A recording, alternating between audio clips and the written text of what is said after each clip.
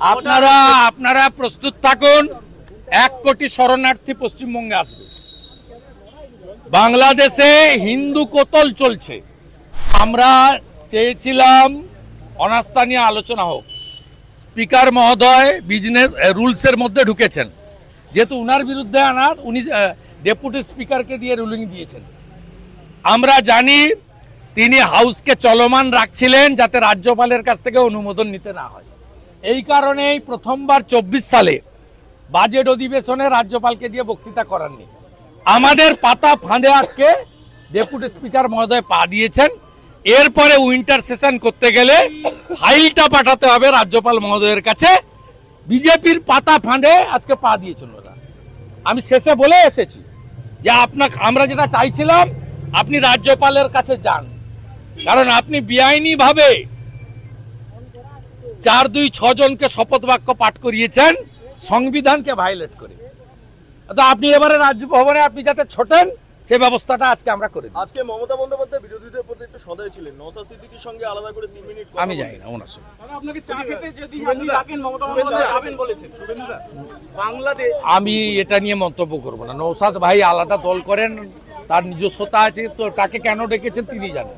বাংলাদেশে একটা অস্থিরতা পরিবেশ তৈরি হয়েছে। আপনারা প্রস্তুত থাকুন। 1 কোটি শরণার্থী পশ্চিমবঙ্গে আসবে। বাংলাদেশে হিন্দু কোতল চলছে। রংপুরের কাউন্সিলর নগর পরিষদের হারাধন নায়ক তাকে খুন করা হয়েছে। সিরাজগঞ্জে 13 জন পুলিশ খুন হয়েছে, থানার মধ্যে 9 জন হিন্দু। নোয়াখালীতে হিন্দু বাড়ি পোড়ানো হয়েছে।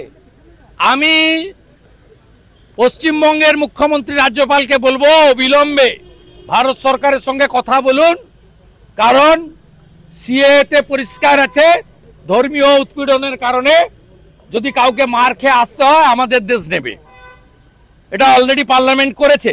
আমি আপনাকে বলছি এই পরিস্থিতি যদি 3 দিনের মধ্যে কন্ট্রোল না হয়, জামাতের হাতে মৌলবাদীদের হাতে বাংলাদেশ যাচ্ছে। 1 কোটির বেশি হিন্দু শরণার্থীকে নেওয়ার জন্য সবাই মানসিক প্রস্তুতি নেন। আমি তো প্রস্তুতি নিয়ে নিয়েছি। কেন্দ্রকে জানাচ্ছে না, এটা এক্সটার্নাল অ্যাফেয়ার্স ম্যাটার। এটা রাজ্য সরকারকে রাজ্যপালকে জানাতে হবে। আমি দরকার হলে লিখবো জয়শঙ্করজিকে, ডাইরেক্ট করতে পারি না।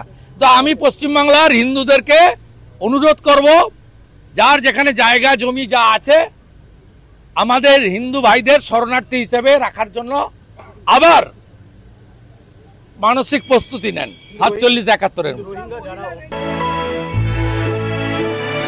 ক্রেডেল ফার্টিলিটি সেন্টার, সন্তান সুখ এখন আপনার সাধ্যের মধ্যে।